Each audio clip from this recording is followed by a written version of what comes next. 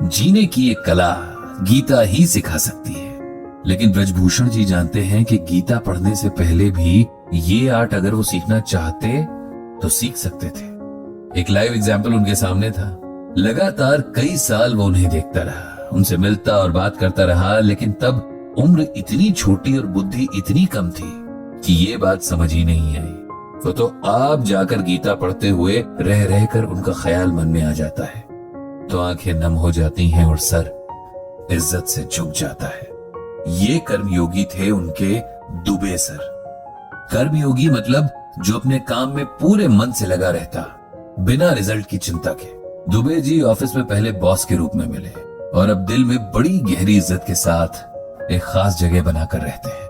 पंडित जी तब मुश्किल से 21 साल के रहे होंगे जब उनकी सरकारी जॉब लग गई थी।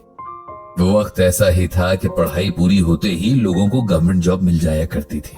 तब इतना कंपटीशन भी नहीं था और एप्लीकेंट्स भी कम ही हुआ करते थे। दुबे सर उनके पहले बॉस थे, या यूं कहें कि पहले स्कूल कॉलेज के बाहर पहले टीचर जिन्होंने सही मायने में एक डिसेंट इंसान होना क्या होता है ये सिखाया था। उनकी पूरी पर्सनालिटी जैसे सिंप्लिसिटी की पहचान थी। वे बहुत पढ़े लिखे थे, अच्छी खासी पोस्ट पर थे, लेकिन घमंड जैसे उन्हें छूकर भी नहीं गुजरा था। उन्हें देखकर पंडित जी सोचा करते कि जब हर कोई खुद को जो है उससे ज्यादा ही साबित करने की कोशिश कर रहा है, ऐसे में दुबे सर के बारे में कोई भी तभी जान सकता था जब उनसे बात हो, वरना उनका रहन सहन देखकर कोई अंदाजा नहीं लगा सकता था कि उन्हें कितनी नॉलेज और एक्सपीरियंस है। पंडित जी जब ब्रजभूषण हुआ करते थे, यानी उन्हें गीता पढ़ने में इंटरेस्ट तो था, लेकिन गीता को उन्होंने अपनी लाइफ में अप्लाई नहीं किया था और उम्र भी कच्ची थी, इसीलिए बहुत सारी बातें उन्हें समझ नहीं आती थी। ये तब की बात है। उन्हें ये नहीं समझ आता था कि इतनी बड़ी पोस्ट पर होते हुए भी दुबे सर इतने डाउन टू अर्थ कैसे हो सकते हैं। उनके अंडर काम करने वाले लोग उनका कितना मजाक बनाते हैं, उनका फायदा उठाते हैं, लेकिन उन्हें जैसे कोई फर्क ही नहीं पड़ता। जब भी ऑफिस में कोई अच्छा काम होता है तब बजाय अकेले उसका क्रेडिट लेने के सारी टीम का नाम आगे कर देते हैं। लोग हर एक बार एक ही झूठ बोलकर उनसे लीव साइन करवा लेते हैं, लेकिन वो जानकर भी अनजान बने रहते हैं। किसी के काम में गलती हो तब उसे डांटने के बजाय समझाने लगते हैं कि इस काम को ऐसे नहीं करना है। खुद पंडित जी के साथ भी कई बार ऐसा हुआ कि उनकी गलतियों पर उन्हें फटकारने के बजाय दुबे सर ने उन्हें बिठाकर काम करने का सही तरीका बताया था। दुबे सर हर किसी से बड़े अपनेपन से मिलते थे, सबके सुख दुख पूछते थे, कई बार उन कामों में भी हेल्प कर देते थे जो उनके थे ही नहीं। पंडित जी को ये बातें बड़ी हैरान करती। वो देखते कि ऑफिस के कुछ कामचोर लोग समझ न आने का बहाना करके उनके पास काम लेकर बैठ जाते हैं और दुबे सर उनका काम कराते रहते।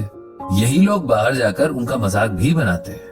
अच्छा, पंडित जी को दुबे सर बहुत एनकरेज करते थे। एक तो पंडित जी ऑफिस में एज में सबसे छोटे थे, दूसरा दुबे सर के लिए बहुत रिस्पेक्ट भी रखते थे जो उनके बिहेवियर में नजर आती थी।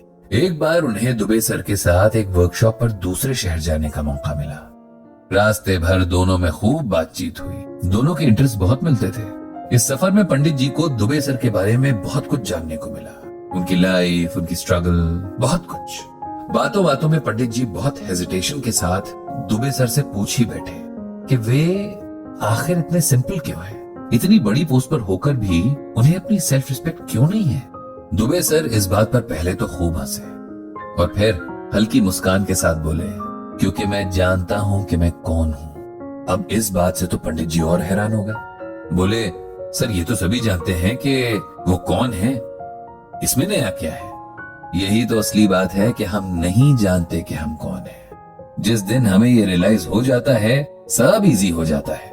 और ये रियलाइज कैसे होता है? पंडित जी ने पूछा। गीता ज्ञान से, दुबे सर ने जवाब दिया। गीता हमें सिखाती है कि आत्मा और शरीर का रिश्ता क्या है और क्यों हमें किसी बात का, किसी काम का घमंड नहीं करना है। अब जैसे आपने क्वेश्चन किया कि मैं इतनी सिंपल लाइफ क्यों जीता हूं, मुझे हैरानी है कि जिस बात पर मुझे कॉम्प्लीमेंट मिलना चाहिए था उस बात पर मुझसे क्वेश्चन किए जाते हैं। और आप पहले नहीं हैं जिसने मुझसे ये पूछा है। मेरी फैमिली के लोग तक मुझसे शिकायत करते हैं। उन्हें लगता है कि मुझे अपने स्टेटस का शो ऑफ करते रहना चाहिए, अपने अंडर काम करने वाले एम्प्लॉय से थोड़ा रोब से पेश आना चाहिए। लेकिन ये सब लोग ऐसा करते हैं क्योंकि उन्हें गीता का ज्ञान नहीं है। गीता सिखाती है कि करने वाला कोई और है, हम बस एक मीडियम यानी माध्यम है। इसीलिए हमें इस बात पर कोई घमंड नहीं होना चाहिए कि हम ये हैं, वो हैं, हमने ये किया, वो किया। अब आते हैं आपके क्वेश्चन पर कि मैं जैसा हूं वैसा क्यों हूं। तो उसके लिए आप गीता का ये श्लोक सुनिए। अनाश्रितः कर्म फलम कार्यम कर्म करोति यः सह सन्यासी च योगी न निर्निग्ना चाक्रियः। इस श्लोक में भगवान कृष्ण कहते हैं कि हे अर्जुन, जो मनुष्य अपने कर्मों के फल की इच्छा किए बिना कर्म करता है और अपनी जिम्मेदारी को समझते हुए अच्छे कर्म करता है, वो योगी है। जो अच्छे कर्म नहीं करता वो संत कहलाने के काबिल नहीं है। अगर मैं ऑफिस में काम करता हूं तब वो काम इसलिए नहीं होना चाहिए कि इसके बदले लोग मुझे रिस्पेक्ट दें या कोई सर्टिफिकेट दें। मुझे वो काम इसलिए करना है क्योंकि ये मेरी रिस्पॉन्सिबिलिटी है। यही बात अपनी फैमिली और सोसाइटी के लिए किए काम पर भी अप्लाई होती है। अगर मुझसे किसी ने हेल्प मांगी, चाहे किसी भी इंटेंशन से मांगी, मेरा कर्म है कि मैं अगर वो कर सकता हूं तो उसे हेल्प करूं और भूल जाऊं। जितना हो सके अच्छे कर्म करूं, ऐसे कर्म जिससे कोई हर्ट ना हो, किसी का बुरा ना हो। बस अगर इस छोटी सी बात को भी हम अपनी लाइफ का एम बना लें तो संत बन जाएंगे।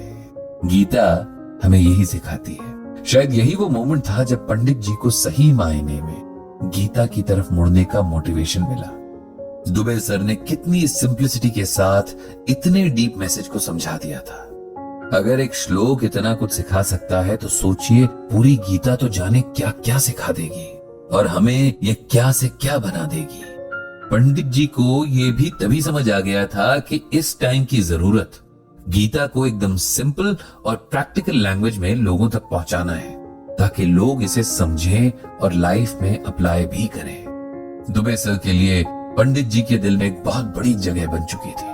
वो उनके टीचर थे, ऐसे टीचर जिन्होंने जिंदगी जीने का सही मेथड बस एक श्लोक में समझाकर आगे की मीनिंगफुल लाइफ की राह दिखा दी थी।